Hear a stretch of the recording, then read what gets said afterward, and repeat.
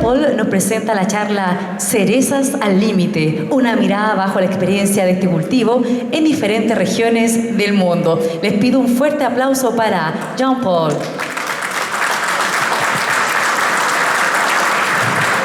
Cuando le puse el nombre a esta charla no sabía que iba a ser tan ad hoc, o sea, al límite de la paciencia pero espero que me tengan un poco de paciencia.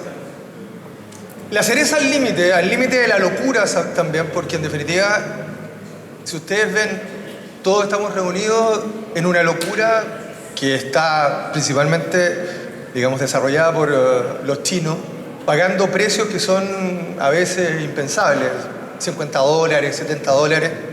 Hay otras experiencias también que tienen incluso mejores precios, pero probablemente el volumen que se esté, digamos, enviando desde Chile es probablemente, y es lo más importante que hay en exportación de cerezas en el mundo. Ahora, ¿por qué hemos llegado acá?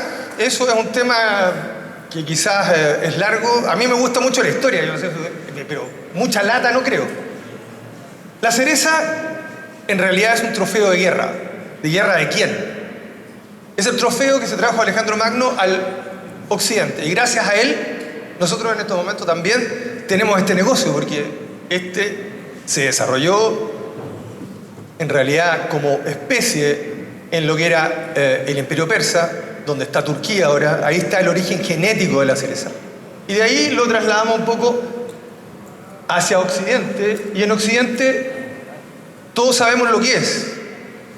Es una fruta que es de inicios de temporada, es de muy buen color, y en el mundo asiático tiene un valor que obviamente va más allá de su valor real, sino es un valor cultural, porque realmente yo no pagaría 50.000 pesos por un kilo de cereza. Yo no sé si a alguien, a lo mejor un rato, pero pagar eso lo encuentro una exageración, pero ellos no, afortunadamente no.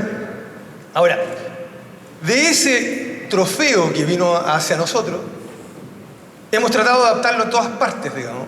Yo cuando partí en este tema, el libro del cerezo lo escribí con un colega francés que es Jacques Laverie, que era del INRA Bordeaux. Entonces, mi objetivo era desarrollar, ellos tenían un programa de mejoramiento genético muy, muy importante, y mi objetivo era desarrollar el cerezo más al sur de la región del Maule, y ojalá también más al norte de la región de O'Higgins, o eventualmente metropolitana, que era donde más o menos había cerezas en esa época.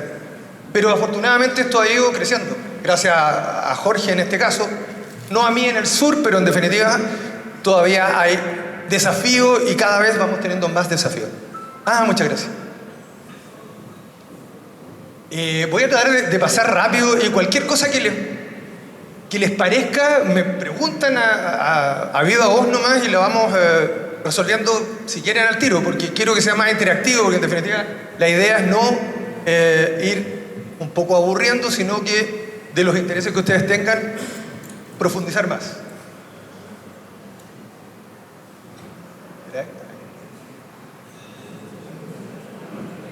¿El de abajo? Bueno, esta foto me la pasó Jorge y me pareció casi sui generis, en realidad, cómo podemos llegar a esa situación. Obviamente que las condiciones cada vez son más variables y van variando de acuerdo, le llamamos cambio climático, pero desafortunadamente el clima ha cambiado tanto. Imagínense cuando los dinosaurios desaparecieron, nunca pensaron desaparecer tan rápido, digamos. Ahora, el cerezo al límite significa que nosotros tenemos un estrés que puede ser múltiple o simple. ¿Cómo tratamos el estrés? Nosotros afortunadamente tenemos ciertos mecanismos que son bastante fáciles para manejar el estrés.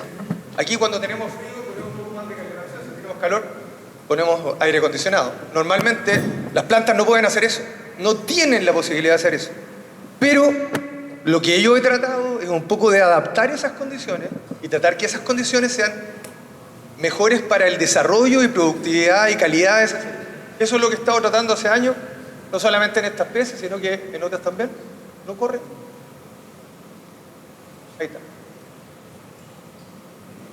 Quizás sea un poco latoso, pero acá tenemos, por ejemplo, el estrés del medio, que es lo que nosotros podemos tener. Hay muchas fuentes de estrés para la planta y yo creo que es la gran dificultad nuestra para poder modelar esos estrés. Estuve viendo todo lo anterior y realmente me sirve, pero también puede generar, digamos, duplicidad de información. Voy a tratar de que no sea así. Este estrés tiene varios factores, digamos. Primero, la intensidad. No es lo mismo tener 200 horas de frío que tener 100 horas de frío, no es lo mismo tener 40 grados que tener 30 grados, no es lo mismo tener 50 grados que 40 grados. Entonces la intensidad es muy, muy importante en este tema. La duración de esa intensidad. O sea, si nosotros tenemos un día o tenemos 10 días o tenemos un mes de las mismas condiciones, obviamente que va a ser distinta la respuesta de la planta de adaptación y todo. El número de estrés. ¿Cuántos estrés seguidos yo puedo tener? Y además, la combinación de un estrés con otro. O sea, en definitiva puedo tener 3, 4, 5 o 6 factores de estrés en un mismo momento. Yo creo que nosotros aguantamos con suerte uno, digamos, pero afortunadamente las plantas parece que aguantan más. Ahora, ¿cómo lo vamos a hacer para tratar de que eso no provoque un problema productivo o nos provoque una condición que no nos permita, ¿me escuchan o no? Ahí está mejor, parece. Que nos permita generar una respuesta positiva para nosotros. Ahora, obviamente que depende del órgano tejido, del estado de desarrollo de la planta y, muy importante también, el genotipo. Aquí hay factores que yo creo que ya se están desarrollando acá en esta zona, en otras partes también, pero el genotipo no solamente de la variedad. Creo que hay mucho énfasis en la variedad. Yo creo que hay poco énfasis en el patrón, en el portainjer. Yo creo que ahí hay un factor muy importante que esta zona debe explorar. Yo traigo ciertos tips que pueden ser interesantes para ustedes porque participé en un programa de mejoramiento que era el programa de mejoramiento del INRA en Francia y afortunadamente me acogieron también que yo obtuve toda esa información en forma muy grata y muy gratuita. En realidad no sé cómo me la dieron, pero bueno. Y eso implica si yo tengo resistencia o sensibilidad. Ahora, ¿qué es lo que nosotros podemos hacer? Porque hasta aquí, prácticamente esto en la atmósfera o las condiciones, no tenemos mucho que hacer, digamos. Aquí, la duración, en algo podemos hacer, pero es muy caro hacer algo. Pero aquí podemos modificar ciertas condiciones agroecológicas de nuestro huerto para evitar los problemas que tenemos. O por lo menos disminuir su intensidad. Entonces, acá tenemos, después de eso, la planta sobrevive, crece y eventualmente, ojalá que la producción sea la mayor a través de eso. O sea, la sobrevivencia y crecimiento también tienen una incidencia importante en la producción de eso. Y eventualmente, en el caso extremo, también puede ser la muerte de la planta. La muerte no solamente física, sino que la muerte productiva también, digo. Bueno, en definitiva, hay muchos tipos de estrés. Están los... Bueno, acá hay algunos dentro de los múltiples factores que lo hacen, digamos. La radiación es uno, no lo consideramos. Tanto la radiación fotosintética activa, que yo creo que también hay un tema en la última temporada, hay un tema con el exceso de radiación en invierno. Hay varios factores que pueden ir y que no tenemos muy claro ni tampoco evaluamos mucho ese factor. ¿Por qué en los modelos que presentó mi colega predecesor, digamos, resulta que la misma variedad en Túnez o en Chile o en otra parte del mundo tiene diferentes requerimientos de porciones de frío? Es ahí donde los modelos son muy complicados. En general son complicados, ¿por qué? Porque la cantidad de factores que inciden son muchos más de los que realmente podemos considerar desde el punto de vista efectivo. O sea, en realidad, si nosotros consideramos 100 factores, es imposible, digamos, meterlos todos a la juguera y sacar una respuesta que efectivamente podamos o nos pueda explicar un poco lo que está pasando. La alta y baja temperatura, déficit de horas de frío, salinidad, que es lo que acabamos de ver, y hay soluciones que también se pueden... Hay otras que también son interesantes, quizás más baratas, pero también a lo mejor más sustentables en el largo plazo o en el mediano plazo. Déficit hídrico, que para mí es uno de los factores más relevantes, yo creo que es al que le voy a dar más importancia ahora. Deficiencias nutricionales y los consabidos patógenos, que un poco se aprovechan del resto de los estrés, porque una planta estresada, obviamente que es mucho más sensible a cualquier patógeno que quiera desarrollarse. Bueno, como vimos, están los estrés típicos naturales, que ya, bueno, los enumeramos. También están los antropogénicos. Nosotros también somos culpables que la planta se estrese. Y es ahí donde nosotros podemos también actuar. ¿En qué podemos ver eso? En los pesticidas, todo lo que estamos aplicando, eso también genera un estrés o puede generar un mayor o menor estrés. Metales pesados, que acá son mucho más importantes que son importantes. Cloruro y contaminantes, acidificación del suelo y agua. Los factores de cada especie, de cada patrón, son bien limitados porque se han desarrollado bajo ciertas condiciones donde en definitiva pueden tener mejor respuesta. La radiación ultravioleta tampoco la medimos mucho y tampoco sabemos qué incidencia, pero obviamente es una radiación que no es positiva para la planta en ciertos niveles. Déficit de nutrientes o exceso de nutrientes es el... Ahí sí. Puntos clave para un poco ir adaptando la planta desde el punto de vista, digamos, agroecológico, sobre todo tiene que ver con este factor de producción de hojas en el verano, que al final permiten la acumulación de reservas.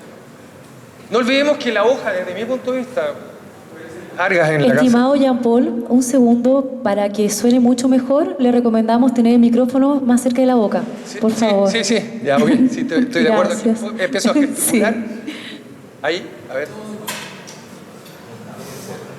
¿Aló? ¿Aló? ¿Aló? Bueno, ahí. ¿Aló? Ahí. Bueno, la acumulación de reservas es muy importante.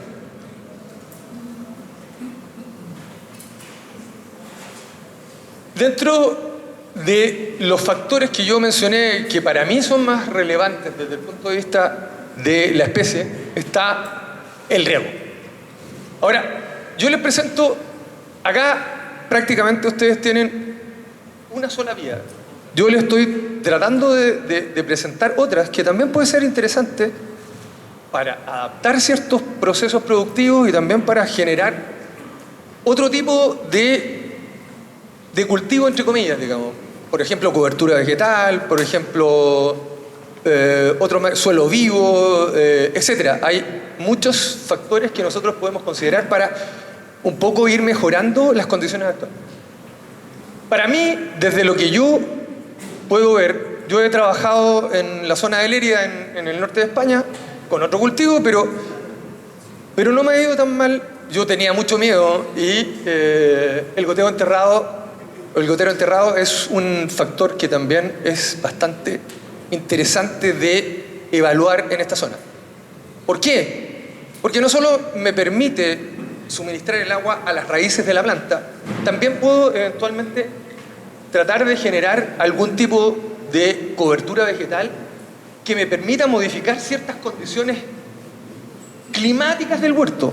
Climáticas en el sentido de evitar que las alzas de temperatura sean muy importantes, que la planta esté, entre comillas, más feliz.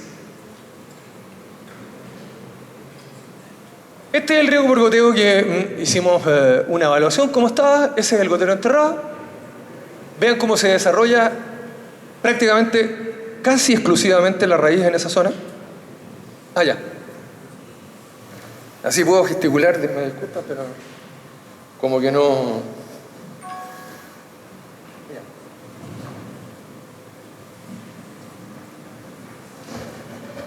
Entonces, es interesante aprovechar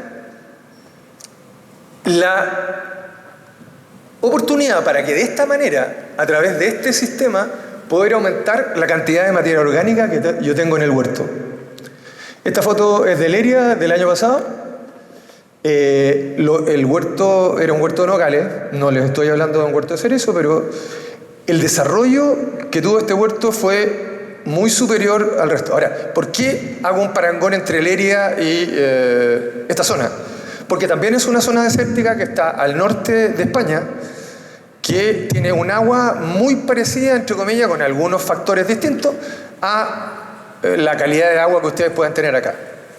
Ahora, ¿cuál es el objetivo mío? Es que en definitiva ustedes pueden tener las dos líneas de riego y además tener una tercera línea de riego en la entrerera para desarrollar algún tipo de especie que permita disminuir ciertos factores como la salinidad o aumentar ciertos factores como la retención de humedad de ese suelo. ¿A través de qué?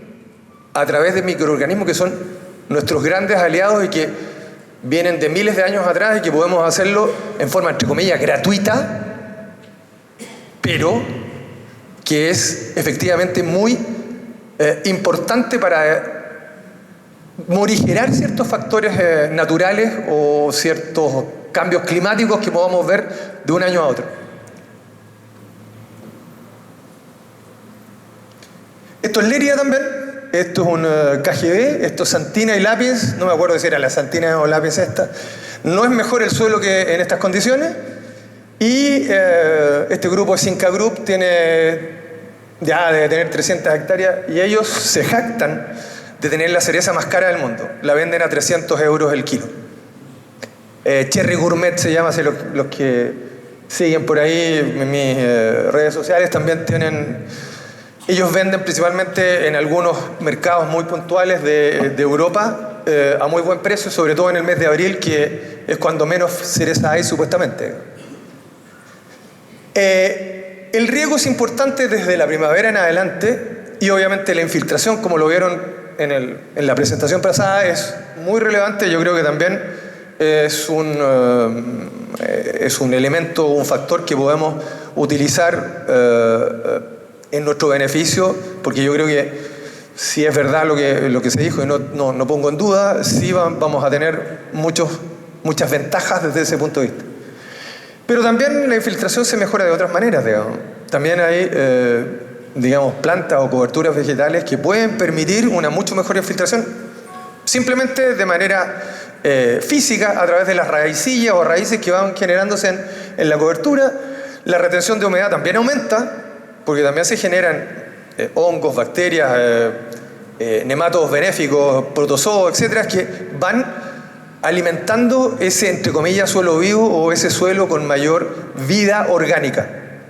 Y la condición general de todo el sistema, es decir, evaluar si mi riego está funcionando bien, si efectivamente los goteros están goteando la cantidad de agua que yo necesito o que realmente el equipo me permite darle. Entonces, en definitiva, tengo que estar permanentemente con esa evaluación en terreno.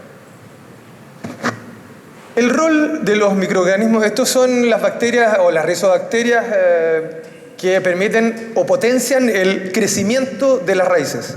En definitiva, nosotros tenemos una ayuda importante. Acá estamos hablando de un porcentaje de materia orgánica más o menos de un 0,1, 0,3% quizás.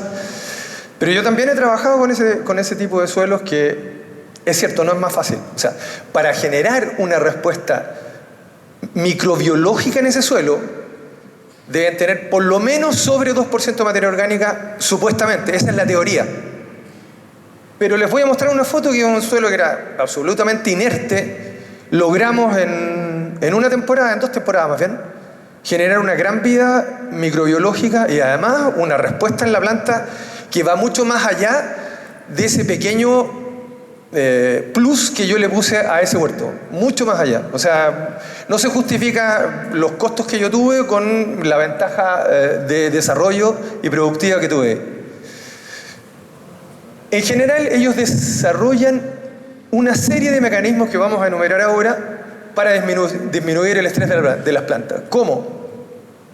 Los exopolisacáridos que sintetizan las enzimas de las bacterias incrementan la acumulación de suelo en las raíces, un mayor poder de retención alrededor de esas raíces, lo que incrementa también la permeabilidad de ese suelo. O sea, estoy un poco floculando el suelo también, estoy generando una condición de infiltración y estoy generando también una mucho mayor superficie de absorción del agua, de nutrientes, y además también esas mismas bacterias van detoxificando un poco tanto el agua como el suelo de sales u otros, digamos.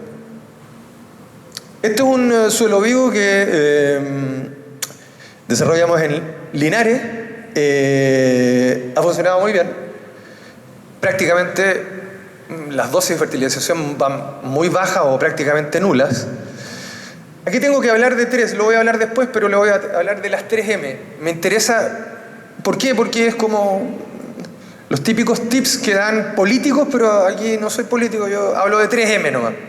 La M1 es minerales, la M2 es materia orgánica y la M3 es microorganismo. Esos tres me ayudan de una manera importante a generar respuestas muy positivas, no solamente desde el punto de vista nutricional, sino también desde el punto de vista de la conducción de ese huerto hacia productividades mayores. ¿Por qué? Porque en definitiva nosotros funcionamos prácticamente en la M1, digamos, minerales. Pero materia orgánica, aquí creo que es difícil, es complicado, qué sé yo, pero la inversión en esa materia orgánica a lo mejor es importante. Y no hablo solo de guano, ¿eh? No estoy hablando de guano, es otro tipo de materia orgánica que también puede ser interesante. De hecho, yo ocupo, y donde mejores resultados tuve, es en paja de trigo, en desechos de maíz, que los incorporamos y tuvimos una respuesta que fue muy por sobre lo que nosotros esperábamos. Pero cuidado, yo no soy talibán. De eso que dicen, no, esto es solo microorganismos. No, no es así. No he podido deshacerme de los minerales y tampoco de la materia orgánica. O sea, en definitiva, si yo voy en ese camino, tengo que congeniar en cada situación esas 3M. Si yo dejo de lado minerales, no voy a lograr buenos resultados. Le voy a contar una pequeña anécdota. En un huerto, de repente llegué, los análisis foliares me decían una cosa que eran absolutamente iguales. Dos huertos. En uno estábamos con 100% suelo vivo y en el otro estábamos con minerales, suelo vivo y otras alternativas. Yo veía la parte donde estaban solo los microorganismos y ese huerto se veía complicado, más amarillo, menos desarrollo, menos calibre de fruta, etcétera, digamos. En cambio el otro se veía sano, vigoroso y activo. Entonces, en definitiva, aquí no es pasarse de uno a otro como diciendo me transformo en un, entre comillas, orgánico. No, acá hay que ir equilibrando en cada suelo y en cada condición esas 3M que yo les hablo.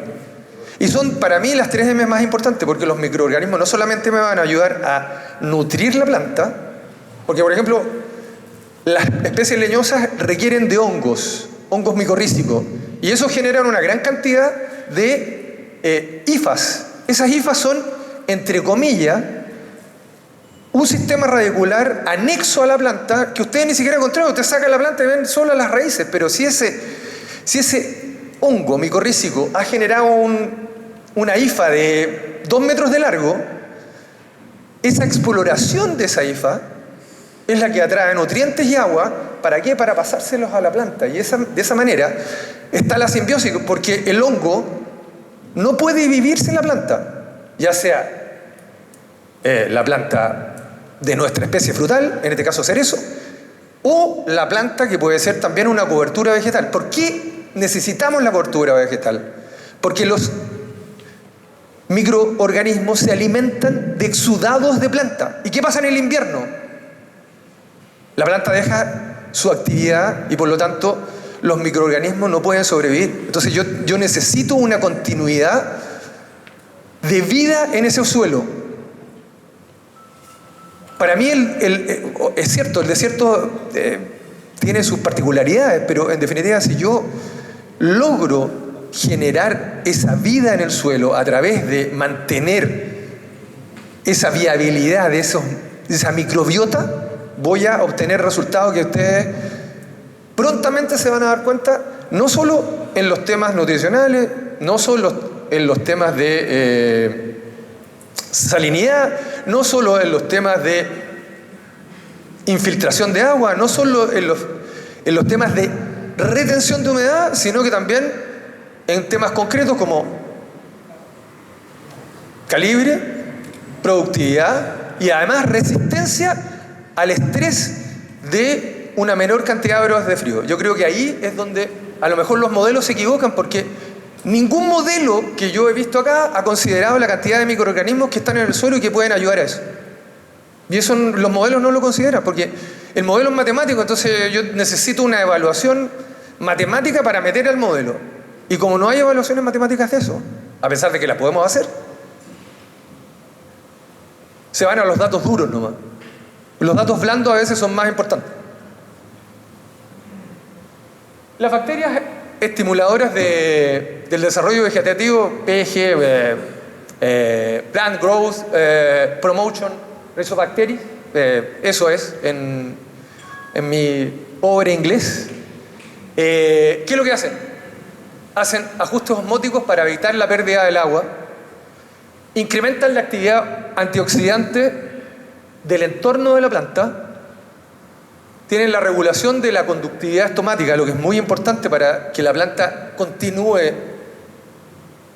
digamos, la incorporación del dióxido de carbono atmosférico para fabricar los fotosintatos que necesitamos, la liberación de compuestos orgánicos volátiles para reconocer patógenos y aumentar en forma natural la resistencia e inmunidad de la planta. Por ejemplo, los terpenos.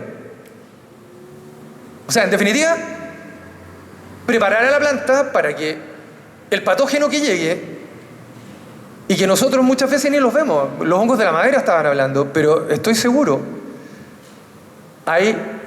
yo en casi todos los suelos de Chile he descubierto armilaria. Armilaria es más generalizado que Phytophthora, mucho más generalizado que Phytophthora, pero no provoca los daños para matar la planta, pero sí provoca daños para disminuir su potencial y su productividad, que son súper importantes.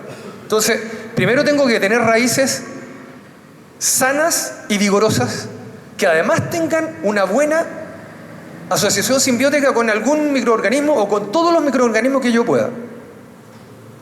Y el incremento en absorción de nutrientes, que también es importante en este tipo de microorganismos.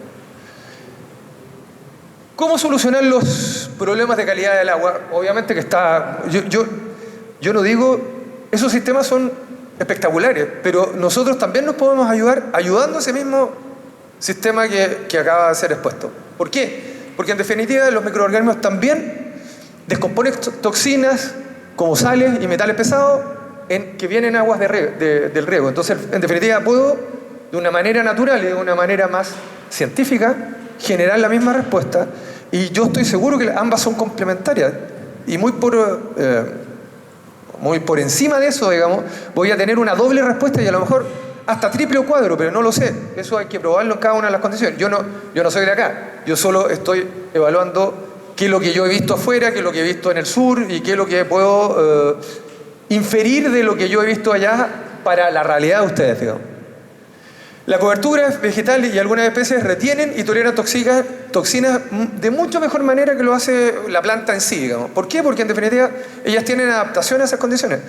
La microbiota que ustedes desarrollen en este tipo de suelo va a estar adaptada a las condiciones de ustedes, de temperatura, de precipitaciones, de humedad, así como el desierto florido está adaptado, o las plantas que se generan después del desierto florido, después de una lluvia, están adaptadas a esas condiciones desde siempre. Los microorganismos del suelo que viven en estas condiciones también están adaptados a esas condiciones. Lo único que tengo que darles las condiciones para que se desarrollen mucho mejor de lo que lo hacen hasta ahora, digamos.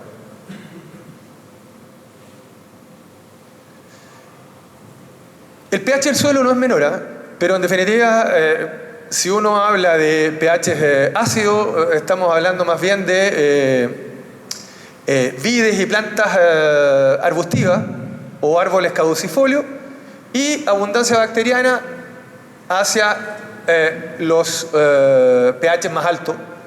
También se pueden incorporar. Hay varios productos comerciales que pueden mejorar en cierta parte y alimentar los microorganismos del suelo, que es un factor para mejorar suelos, digamos. Yo ocupo uno o dos que son bastante interesantes y que los podemos mencionar después si ustedes quieren.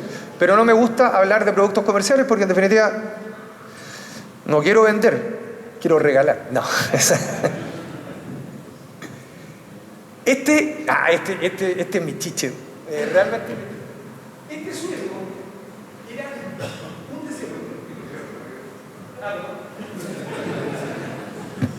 un desierto. Entonces, este suelo era un desierto. Y este año, ¿qué es lo que hicimos? El año anterior, ahí primero tuvimos fertilización tradicional, después tuvimos suelo vivo. Y después, ¿qué es lo que hicimos? Porcentaje de materia orgánica cercano a cero. Si ustedes quieren 0,1, si quieren 0,5, da lo mismo. Incorporamos rastrojo de maíz. Y miren los cuerpos fructíferos de los hongos como empezaron a aparecer esta temporada. Miren el pasto como está de verde y miren el árbol como está de verde. El año pasado este árbol, de las mismas condiciones, en la misma época, era un árbol amarillo y daba avena. Entonces, en un año, en una condición, solo incorporando un rastrojo de maíz. ¿Por qué? Porque los hongos de este tipo necesitan materia seca para poder propagarse y desarrollarse. Y le di justo las condiciones para que lo generaran. Cada suelo tiene su particularidad. No va a ser esta receta para todos, pero sí es una receta que no salió ni cara. Costaba unos 20, 30 mil pesos por hectárea o 40 mil pesos por hectárea lo que agregamos. ¿Qué factores afectan el receso invernal? Porque vine y dije, oye, ya, el problema es horas de frío y no tienen cómo generar condiciones para eso. Bueno, es muy importante saber lo que pasa durante el verano anterior. O sea, las horas de frío se empiezan a acumular desde la primavera del año anterior. O sea, entre comillas. ¿Por qué? Porque estoy preparando la planta para resistir cierta condición de menor cantidad de horas de frío o de porciones de frío, si lo quieren hablar de una manera más científica, digamos. Da lo mismo, pero en definitiva, ese factor. Si el verano es caluroso y seco, las plantas van a acumular más inhibidores de lo que acumulan si es una temporada mucho más fría y normal, digamos. Y por lo tanto, es claro que si yo tengo 45 grados durante un mes completo, voy a tener mucho más complicaciones en un invierno con pocas horas de frío y después la próxima primavera que va a ser cada vez peor. Entonces, se puede retrasar la caída de hojas y por lo tanto las plantas van a necesitar un receso mucho más prolongado. Ahora, ¿cómo mitigar eso? Nuestra consabida y lo que yo les vengo, digamos, relatando, una cobertura vegetal. Métanse a una cancha de fútbol a jugar en tierra.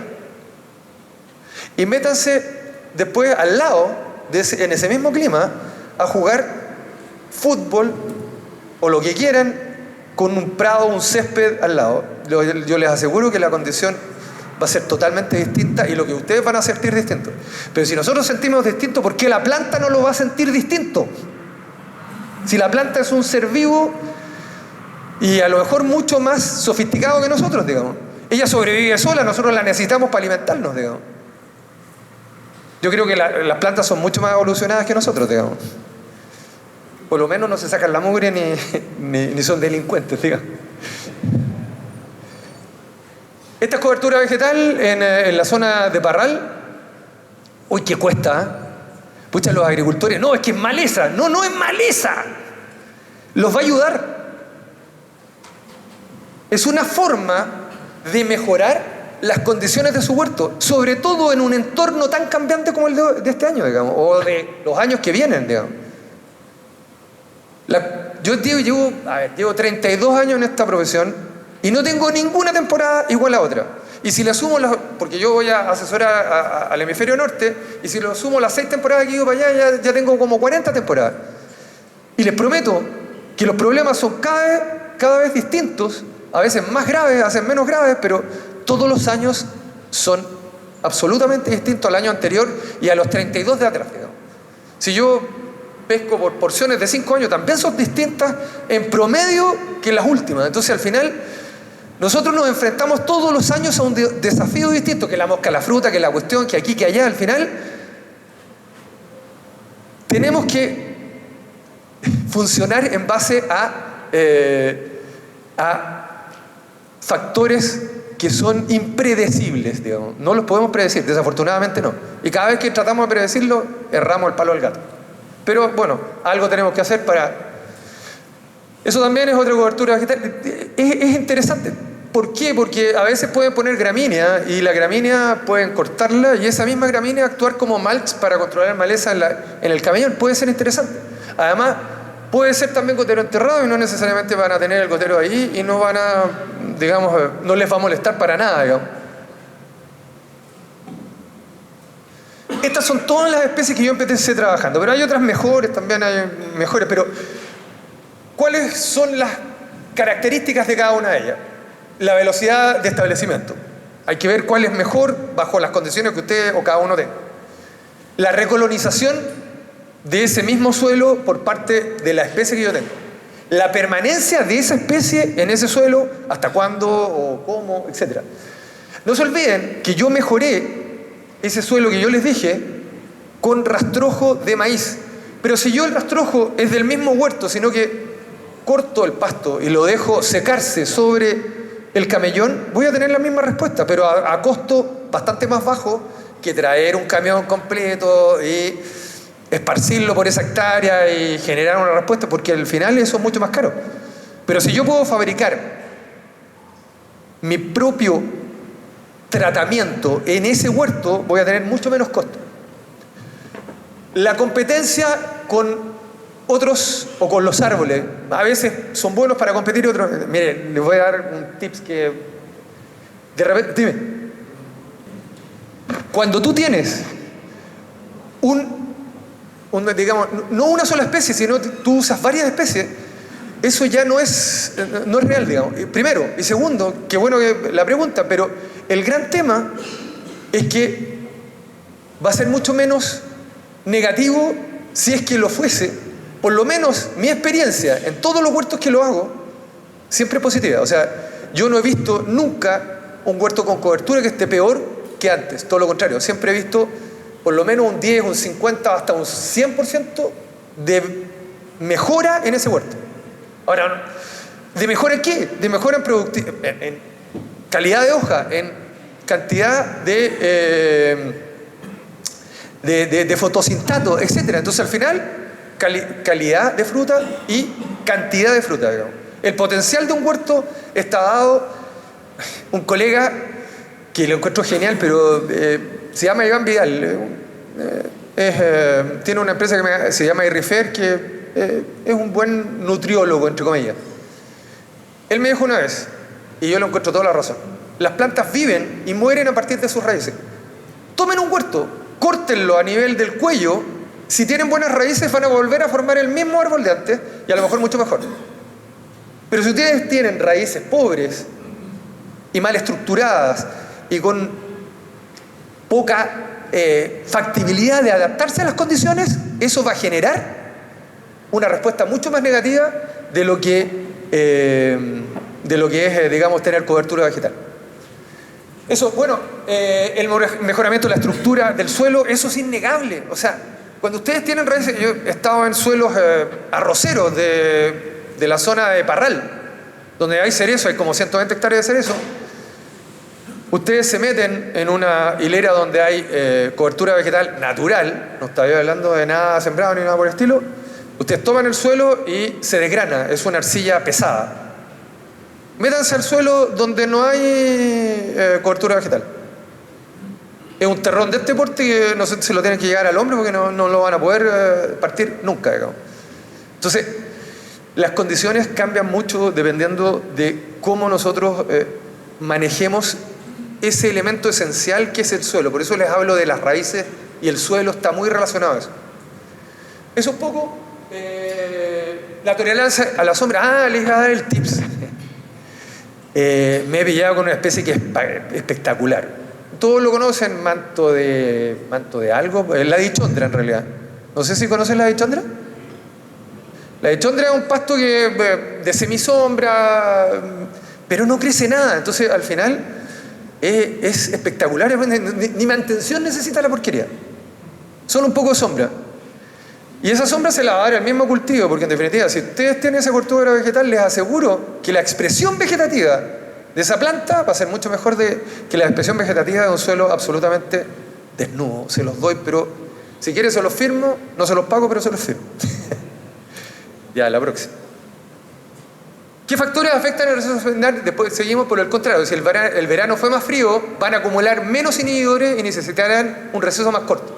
Entonces, por lo tanto, ¿qué puedo hacer? Bueno, generarle a la planta un verano más frío, entre comillas. Después de cosecha, tengo que generarle condiciones que hagan que esa planta esté menos estresada. Y una de las condiciones de mayor estrés durante el verano es la temperatura y la falta de agua de riego, porque en definitiva un árbol con 40, 45 grados ya cerró todos los estomas, esa planta no fabrica nada. Se queda tratando de sobrevivir hasta que pase esa temperatura de ese día al menos.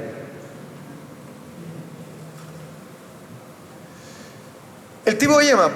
Las yemas frutales requieren menos frío en comparación con las yemas vegetativas, por eso es que brotan antes, digamos, sobre todo en el cerezo. Entonces, generar yemas florales con menor exposición al sol, digamos. ¿Para qué? Para que no se estresen y no tengan ese problema, digamos. Y la otra que creo que, bueno, no sé si es tan fácil de implementar acá, pero creo que es un factor interesante de investigar. Tengo otros que vienen después, pero una mayor cantidad de lluvias en el invierno también lava los inhibidores que tienen las plantas, que son, ni siquiera le sabemos el nombre todavía, fisiológicamente no sabemos cuál es el precursor de la inhibición y que va desapareciendo durante el receso invernal o la endodormancia que dijeron por ahí. Después tenemos la ecodormancia, pero en la endodormancia, los inhibidores, si yo tengo menos inhibidores, voy a tener mucho más fácil la partida de la próxima temporada, es decir, una partida más homogénea y además en una época, a pesar de que no tenga la cantidad de horas de frío tan necesarias, digamos. Bueno, ¿cómo se puede hacer eso? Bueno, generando precipitaciones en forma no natural en el huerto, es decir, teniendo algo que genere una precipitación en ese huerto para lavar un poco esos inhibidores y generar sin necesidad o con la necesidad igual, pero con menores problemas, una anemia hidrogenada o cualquier otro rompedor de dormancia, digamos. El nivel de reserva de las plantas, cuando las plantas están en receso, consumen sus reservas y tiene menos reservas para la próxima temporada. El proceso para eliminar los inhibidores se va a demorar más y va a salir después del receso. Ese es el gran tema. ¿Alguna experiencia a nivel mundial? ¿Por qué? Porque obviamente si estamos en una zona donde se innova, bueno, también puede ser innovativo ver otras experiencias. Esto es Hungría, son fotos de este año. Ellos tienen invernaderos y los vamos a ver ahí. Esos son invernaderos, tienen maceta. Fíjense en el color de la maceta. Es una maceta oscura. Y solo la raíz está en esa maceta. Ellos producen Nimba, Royal Tioga y salen muy temprano. Están en Hungría. Hungría es el centro de Europa. Más frío que... Y además, y a pesar de eso, tienen cerezas primorias para poder producir y exportar. Este es el mismo huerto, como lo ven ya en floración. Este año la Nimba tiene un problema... reportado mucho en un grupo de WhatsApp que tengo. Si algunos se quieren poner en ese grupo, encantados pueden participar. Se partió incluso, esto estaba con techo, digamos, se partió con la humedad relativa que se generó. O sea, es muy sensible a partidura. Royal Tioga no es así y otras variedades también. Su italiana tampoco, que también la tienen en este tipo de cultivo. Esto es foto de Jorge, quien me la pasó, y era para mostrar un poco cómo la malla Rachel también puede ayudar a mejorar la condición de una planta. Y si a eso le sumo aún las condiciones de suelo, a lo mejor puede ser bastante atractivo. Bueno, esta es la condición con malla, etc. Esto es una cobertura vegetal en el sur, o sea, cobertura de plástico para la lluvia, pero también sirve porque los problemas que tenemos en el sur, y esto puede ser más tirado hacia la precordillera de esta zona, la primavera son frías y las primaveras frías generan mucho menor expresión vegetativa. Esta es una santina que tiene 4 o 5 hectáreas bajo plástico y que produjo un calibre espectacular y que anduvo muy bien, digamos, porque en algunas zonas la temperatura o la ecodormancia, entre comillas, puede ser más larga o puede generar una expresión vegetativa mucho menos interesante que en otras partes. Bueno, esa es la misma cobertura vegetal. Ah, esta es otra cosa. Esto llevo leseando con esta cuestión desde el 2013, digamos. Esto es una forma de acumular horas de frío. ¿Y por qué razón? Porque en definitiva esto es una rellena. En una zona que tiene pocas horas de frío, entonces necesitaba ver cómo se comportaba y realmente se comporta bien, digamos. O sea, ¿qué ocurre con el color blanco? Bueno, ustedes saben que todas las casas del Mediterráneo están pintadas color blanco porque reflejan la radiación y por lo tanto adentro hace mucho más, o las temperaturas son mucho más bajas, digamos. Y eso lo podemos comprobar. Bueno, esos son las...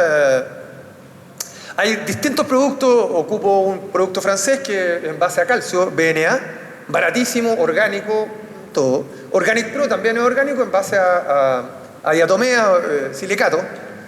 Y Protect, que en realidad es lo mismo que el BNA, pero lo están fabricando acá en Chile, o lo van a fabricar en Chile porque estamos iniciando eso. Mira, acá ustedes ven atrás una madera pintada de blanco, el mismo ángulo, la misma fecha, al segundo después, y al lado la madera que no está pintada. La madera pintada tiene bajo 0 grados, eso significa low, y la madera no pintada tiene 5,2 grados. La percepción que tiene la planta de las horas de frío externa, yo también la puedo cambiar a través de... Entonces, ¿se puede hacer algo? Sí, se puede hacer. A través de este mismo sistema, tratar de acumular mayor cantidad de horas de frío con alguna condición de aplicación, entre comillas, de una pintura blanca que genera esto. Ahora, ¿cuál es el gran tema? Que también puede retrasar. Ahí es donde ustedes tienen que ver cuándo, cómo y dónde, digamos. Eso. Ah, este es el producto que hicimos los ensayos este año. La hoja de la izquierda es el producto hecho acá, muy bien. Y el otro es el mismo producto, pero con un tamiz mucho mayor, o sea, con un tamaño de partícula mucho mayor. No solamente es importante desde el punto de vista de los factores agroclimáticos, sino que también es importante desde el punto de vista fitosanitario. El producto, que es hidróxido de calcio, se lo digo al tiro, digamos, tiene un efecto pH muy importante para patógenos, ya sea hongos de la madera, pseudomonas, no hay mucha acá, pero también para insectos, digamos. Insectos también tiene... No la tienen fácil, digamos, por decirlo de una manera. Bueno, así es como se ve cuando ya la temporada ha sido más o menos... digamos, adecuada. Esto es en el sur, pero era para una bonita foto, ¿no? Esto es Argelia, norte de África. Túnez, lo mismo. Yo una vez me llamaron de Túnez para tratar de establecer nogales y cerezo. O sea, las condiciones climáticas son terribles. Bueno, así todo, ellos se van a las montañas para tener más frío y pueden producir cereza. Cuidado. Miren la cantidad de hectáreas que se pueden ver ahí.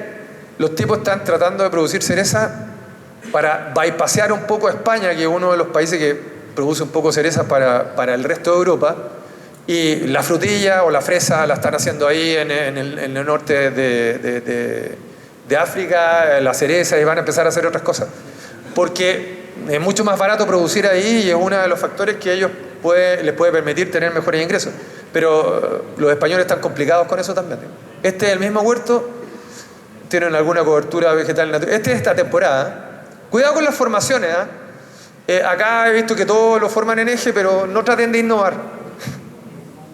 Este es UFO, el 2019 el mismo huerto y el 2022. La madera del cerezo también puede ser protegida a través de esta misma pintura que yo le estoy diciendo, pero en definitiva el golpe de sol es importante y con las temperaturas que tenemos ahora, cuidado con la madera en esas condiciones. También tengo otro sistema de formación que esto también, vean los daños en la madera en KGB porque queda desnudo mucho tiempo, entonces al final es uno de los factores para disminuir ese tipo de daño en la madera y que aparte después ese daño genera una predisposición a presentar hongos de la madera, que alfa-aérea, citospora, etc. Yo soy un fanático de los hongos de la madera, pero fanático para tratar de eliminarlo y en todas las especies está a todo vapor. Realmente los hongos de la madera están a todo vapor. Mi visión personal es que en algún momento con un manejo más sustentable ya no vamos a tener esa patogenicidad tan importante. ¿Por qué? Porque hemos eliminado todos los hongos benéficos y si alguien lo dijo acá y lo dijo que los cobres en los hongos de la madera no tienen ningún efecto y muchos fungicidas no tienen tanto efecto en los hongos de la madera. ¿Y cuál es el gran problema de los hongos de la madera?